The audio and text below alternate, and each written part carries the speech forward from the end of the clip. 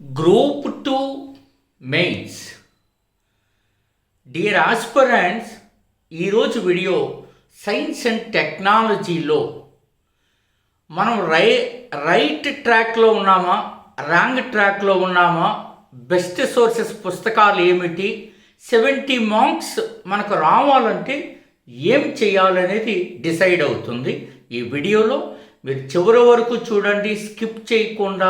కనీసం ఈ 10 నిమిషాలైనా మీరు దృష్టి పెట్టగలిగితే డెఫినెట్గా మీకు సహాయం అవుతుంది. వరుసగా మనం ఎకానమీ చూసాం, ఏపీ హిస్టరీ చూసాం, పాలిటీ చూసాం, science and tech couple of days number of times మనం గైడెన్స్ ఇస్తూనే ఉన్నాం. అందులో ఫస్ట్ మీరు చూడండి, సివిల్స్ ఐఏఎస్, ఏపీపీఎస్సి మన బోర్డు, టీఎస్పీఎస్సి తెలంగాణ వాళ్ళు, ఇవన్నీ 23, 24లో సైన్స్ అండ్ టెక్నాలజీ బిట్స్ మీరు కానీ చూస్తే అసలు మీరు ఏ రకంగా ప్రిపేర్ అవుతున్నారు, అది సరిపోతుందా, ఏం చేయాలి అనేది మనం డిస్కస్ చేయబోతున్నాం. జనరల్గా టాపిక్లోకి వెళ్ళబోయే ముందు మీకు అందరికీ నేను రిక్వెస్ట్ చేస్తున్నా, మీకు ఇన్ఫర్మేషన్ ఇస్తున్నాను. ఆసక్తి గల అభ్యర్థులు శ్రీ మేఘనా థింక్ ట్యాంక్ యాప్ డౌన్లోడ్ చేసుకుని ఏపీ హిస్టరీ మోడల్ టెస్ట్ రాయండి. 50 క్వశ్చన్స్ ఉంటాయి.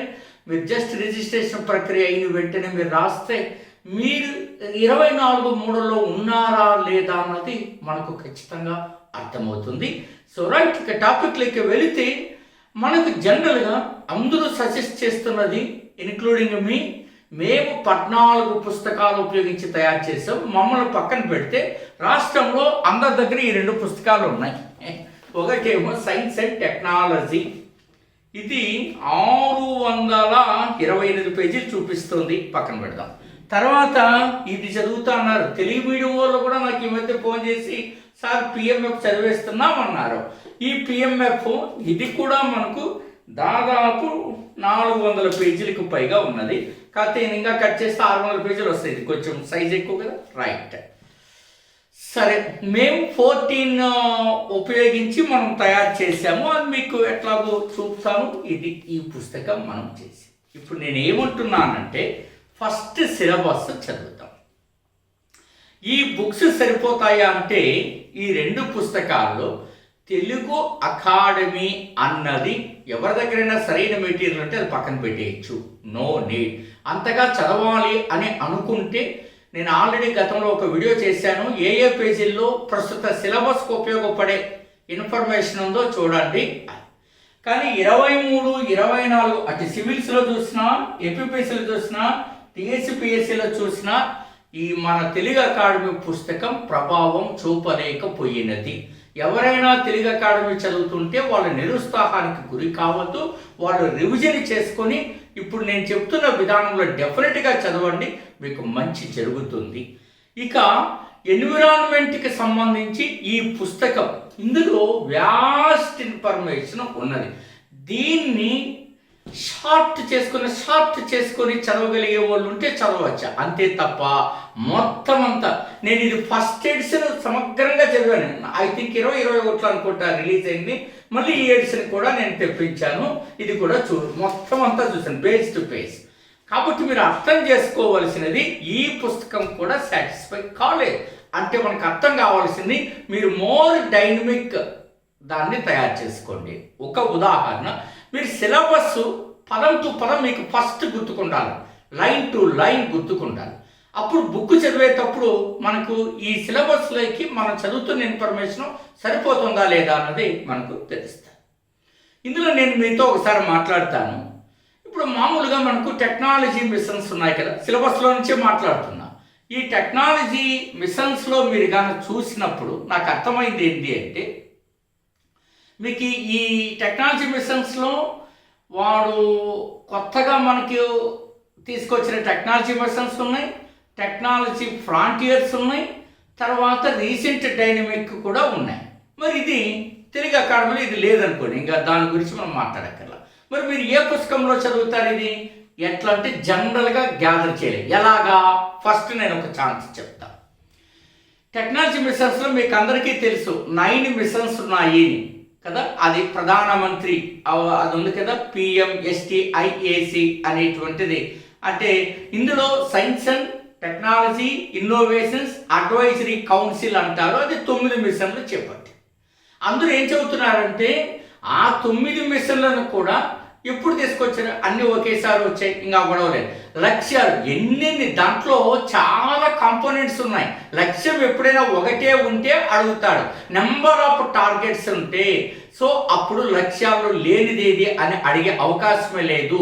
కాన్సెప్ట్ అంతా ఐడియా ఉండాలి. కానీ అలా చదవడం కూడా ఉపయోగం లేదు కదా. మరి ఏంటి ఉపయోగం? ఒక ఉదాహరణ నేను చెప్తాను. మీరందరూ చదివే ఉంటారు. ఆ టెక్నాలజీ మిషన్స్లో వేస్ట్ టు వెల్త్ అనేది కూడా ఉంది కదా. వేస్ట్ టు వెల్త్ ఆర్డర్లో చూస్తే అది 7వ స్థానంలో ఉన్నది. అంటే ఏదైనా చదవచ్చు అనుకోండి. వేస్ట్ టు వెల్త్ అంటే ఏమిటి? వ్యర్థం నుండి సంపదను సృష్టించడం ఎట్లా. ఎందుకంటే ఈ రోజున ఆధునిక జీవన శైలి చూస్తే నగరాలు పెరుగుతున్నాయి. చిన్న చిన్న టైర్ 3 నగరాలలో కూడా వ్యర్థాలు వేస్ట్ ఎక్కువ వస్తుంది. మరి దీన్ని ఎట్లా చేయాలా? వేస్ట్ టు వెల్త్ లక్ష్యాలు చదివేస్తే లాభం. లక్ష్యాలు ఏమైనా అందరికీ తెలుసు. వ్యర్థాలు సరిగ్గా ఉపయోగించుకోవాలా, పరిసరాలు శుభ్రం ఉంచుకోవాలా, తడి చెత్త పొడి చెత్త తొక్క తోలు. I'm not interested. మరి గోపాలరెడ్డి నీ ఇంట్రెస్ట్ ఏంటి? నా ఇంట్రెస్ట్ ఏంటి అంటే భారతదేశంలో కొత్తగా వచ్చిన వివిధ రిపోర్ట్స్ ఏమిస్తున్నాయంటే రీసైకిల్ కెపాసిటీ ఎంత ఉంది, ఈ వేస్ట్ని రీసైకిల్ ఎట్లా చేస్తున్నారు, ఫస్ట్ పాయింట్ అది చూడాలి. దాన్ని డైనమిక్ కరెంట్ అఫైర్స్ ఎట్లా యాడ్ చేసుకోవాలా.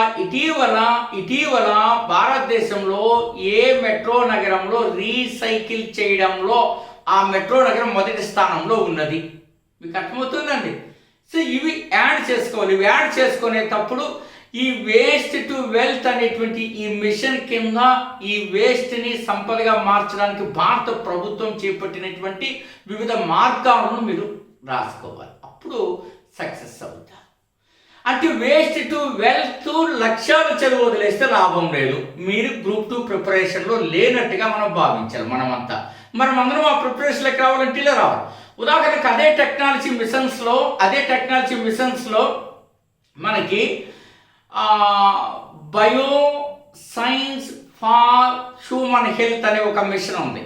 Bio science for human health one of the technology missions among 9 pillars of PMSTISC. ఈ పథకంలో 9 స్తంభాలు ఉన్నాయి కదా టెక్నాలజీ. ఆ సాంకేతిక మిషన్లు ఇది కూడా ఉంది. కానీ ఇందులో కూడా మీరు టార్గెట్స్ చదివేసి లక్ష్యాలు కూడా ఎక్కడ చదవాలా? గవర్నమెంట్ ఆథరైజ్డ్ సైట్ నుంచి చదవాలి. కానీ అట్లా అడగదు. ఈ బయోసైన్స్ సో ఏమన్నాడు? బయోసైన్స్ ఫార్ హ్యూమన్ హెల్త్ అనేది ఎక్కడ మనకు జీన్ మ్యాపింగ్, బయో ఇంజనీరింగ్ ఈ రెండింటిని కలిపి వచ్చిన అప్లికేషన్ ఇన్ఫర్మేషన్ చదవాలి. ఉదాహరణకు చూడండి, నేను రాస్తున్న CRISPR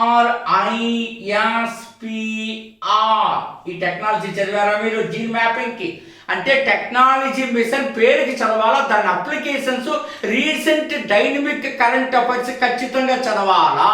అప్పుడే నువ్వు సైన్స్ అండ్ టెక్నాలజీలో ఖచ్చితంగా ఇలా చదివితే 70 దాటుతారు మిత్రులారా. నాకు ఆ నమ్మకం ఉన్నది.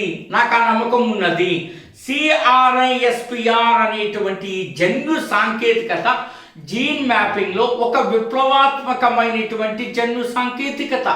ఇది డిఎన్ఏను అత్యధిక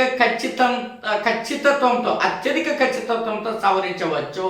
CAS9 అనే ఎంజైమ్ను ఉపయోగించి ఈ సాంకేతికత పనిచేస్తుంది.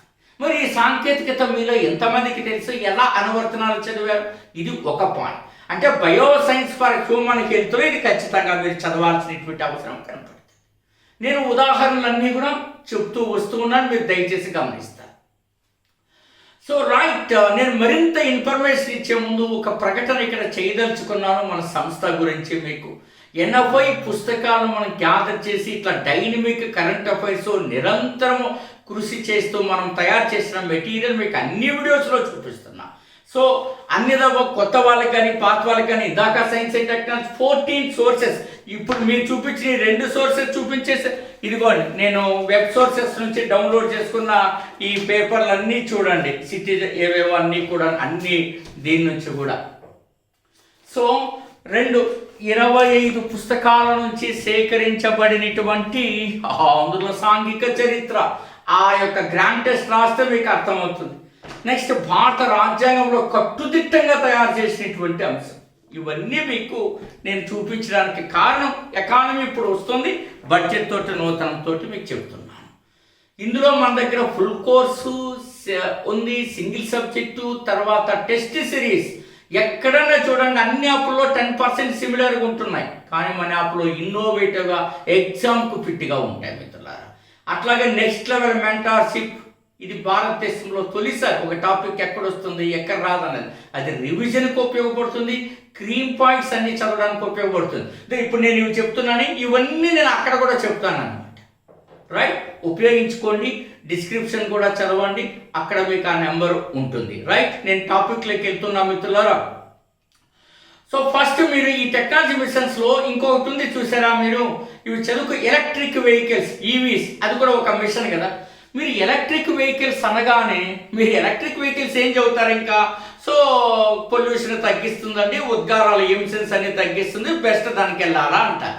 కానీ అది లాభం కాదు కదా, ఐఎమ్ నాట్ ఇంట్రెస్టెడ్ కదా. అందులో ఏం తెలివితేటలుంది? ఒక సిబిఎస్ఈ చదివినటువంటి లేదా స్టేట్ సిలబస్ చదివిన ఏ 10th క్లాస్ కుర్రాడైనా ఈవీస్ ఎలక్ట్రిక్ వెహికల్స్ అంటే చెప్పగలరు ఇప్పుడున్న సిలబస్ ప్రకారం.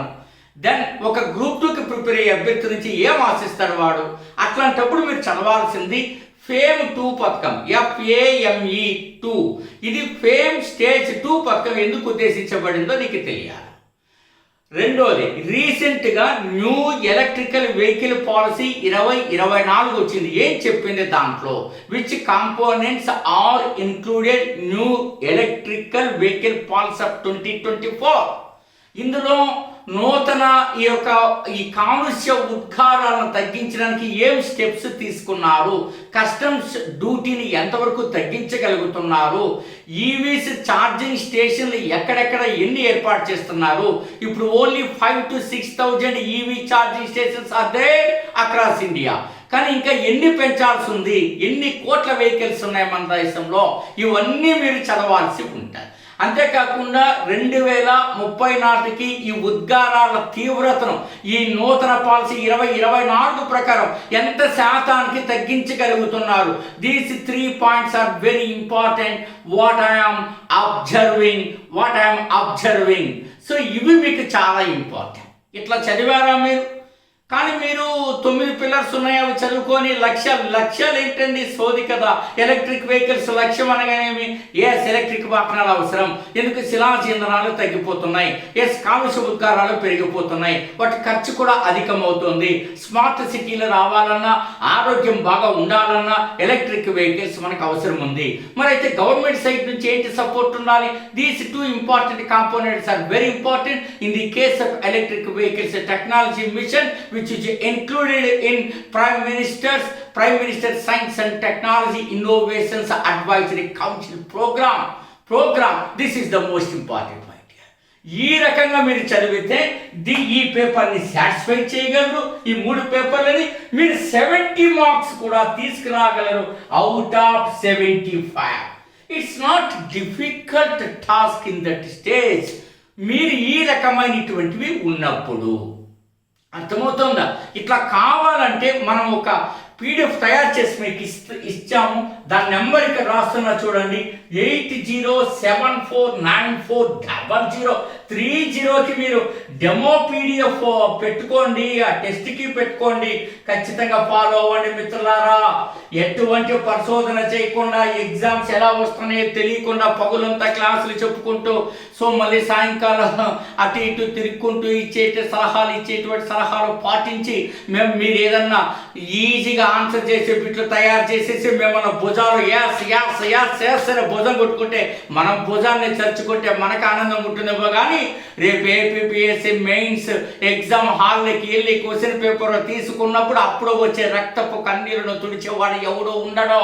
అందుకని మేము ఇన్ని రకాలైనటువంటి వ్యూహాలు చెప్పడం, పాఠం అనేటువంటిది చెప్పడం అంటే కూడా తొక్క తీసి దమ్ముగా ఎంతవరకైనా చెప్పగలిగినటువంటి ఈ యొక్క మానసిక మరియు సాంకేతిక మరియు ఈ అన్ని సామర్థ్యాలను కలిగి ఉన్నవాళ్ళము. సో కాబట్టి మీరు ఖచ్చితంగా ఇంత రీసెర్చ్ చేస్తే ఇవన్నీ ఎట్లా చెప్పగలమో మీరు దయచేసి ఆలోచన చేయండి. సో కాబట్టి మీరు అర్థం చేసుకోవాలి, మీరు ప్రభుత్వ ఉద్యోగాలు చేసుకుంటూ, మీరు రియల్ ఎస్టేట్ వ్యాపారం చేసుకుంటూ, లేకపోతే ఫైనాన్స్, లేకపోతే సమ్ అదర్ బిజినెస్లో ఉంటూ నచ్చినట్టుగా ఏదో ఒక వీడియో చేయడం, అందులో 2 పాయింట్స్ చెప్పడం, ఈ పాయింట్స్ మీకు కొత్తగా అనిపిస్తే వెళ్ళి ఇప్పుడు ఐఎమ్ నాట్ ఇంట్రెస్టెడ్ పూర్తిగా పరిశీలించండి బిట్ వస్తున్నాయా రాదా, ఎందుకు ఒక అవకాశం. గ్రూప్ 2 అనేది ఒక ఛాలెంజింగ్ టాస్క్. ఎవరి జీవితంలోనైనా గ్రూప్ 2 అనేటువంటిది సాధించి వారి జీవితంలో మరింత పదోన్నతులు పొందితే అది పరిపూర్ణమైనటువంటి జీవితం అవుతుంది. అది అందుకోవడానికి మీకు మళ్ళీ ఒక వాయిదా రూపంలో వచ్చినటువంటి ఒక గొప్ప సువర్ణ అవకాశము. నేను సువర్ణ అని కూడా పలకట్లేదు, గోల్డెన్ ఆపర్చునిటీ కాదు, ఇది ఏకంగా వజ్రపరమైనటువంటి సమానమైనటువంటి అవకాశం అనేటువంటిది నా యొక్క ఆలోచన. కాబట్టి మీరు సరైన విధంగా ఆలోచన చేసుకుని ముందుకు వస్తారని ఆశిస్తూ ఉన్నాను. సో పదే పరీక్షలో వచ్చిన సాధారణ అంశాల్లో చదువుకుంటూ నేను గ్రూప్ 2కి చాలా గొప్పగా చదువుకుంటున్నాను అనేటువంటి యొక్క భ్రమం నుండి దయచేసి బయటికి రండి. ఎవరైనా చేదు నిజాలు చెప్తే వాళ్ళను మీరు అసహించుకోబాకండి. మొదట ఆ వ్యక్తి చెప్తున్నటువంటి విషయాలు కరెక్టా కాదా నిర్ధారించుకోండి. ఆ తర్వాత ఆ వ్యక్తిని మీరు పొగడచ్చు లేక తిట్టచ్చు, అది మీకు సంపూర్ణమైన హక్కు. ఆర్టికల్ 21 ప్రకారం మీకు జీవించే హక్కునిచ్చారు. జీవించే హక్కులు ఇవన్నీ భాగం ఉన్నాయి. అంతేకాకుండా అధికరణ 19లో మీకు ఇచ్చినటువంటి వాక్ స్వాతంత్రాన్ని మీరు తప్పనిసరిగా ఉపయోగించుకోవచ్చు. మీరు అనేక రకాలుగా కూడా ముందుకు వెళ్ళవచ్చు. కానీ స్వయం ప్రకటిత జ్ఞానమే కాకుండా అనేక రకాలైనటువంటిగా కూడా మీరు మేధస్సును గ్యాదర్ చేసుకొని సరైన రీతిలో చదివితే ఏ సబ్జెక్ట్ అయినా 15 రోజుల్లో నేను తప్పనిసరిగా మీ చేత చదివించగలను. అనేక రకాలైనటువంటి సోర్సెస్ని మీకు సప్లై చేయగలము. తప్పనిసరిగా మీరు ఆ యాప్ని శ్రీ మేధా థింక్ ట్యాంక్ యాప్ని డౌన్లోడ్ చేయండి. దీనికి రిక్వెస్ట్ పెట్టండి, మెటీరియల్ పరిశీలించండి. మనం ఉపయోగించినటువంటి ఈ యొక్క స్టాండర్డ్ బుక్స్ను పరిశీలించండి. తీసుకున్న వేల పేజీలను షార్ట్ చేసి మీకు అనువుగా తయారు చేసి దాన్ని ఉపయోగించుకుంటున్న ఆశిస్తూ మీ డాక్టర్ గోపాల్.